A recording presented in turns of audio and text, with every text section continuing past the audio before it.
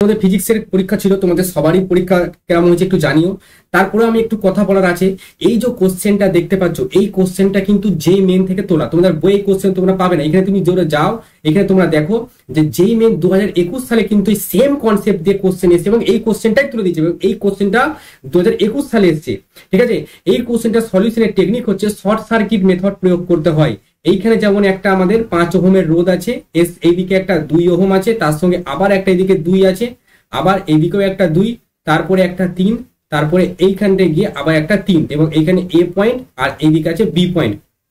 আর এই সব কটা পয়েন্ট কিন্তু এক লাইনে যুক্ত, আর এইদিকে একটা ডাইরেক্ট শর্ট সার্কিট লাইন আছে।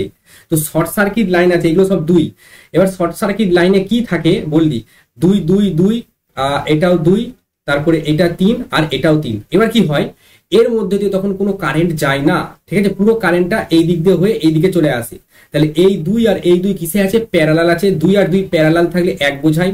তার মানে আমি এই জিনিসটাকে মুছে এখানে শুধু একটা 1 ওহম দিতে পারি, এইটাকে মুছে দিয়ে এখানে 1 ওহম দিতে পারি। তাহলে এবার এই 2 আর এই 1 পরস্পর কিসে আছে, সিরিজে আছে, সেজন্য 1 + 2 মানে কত, 3।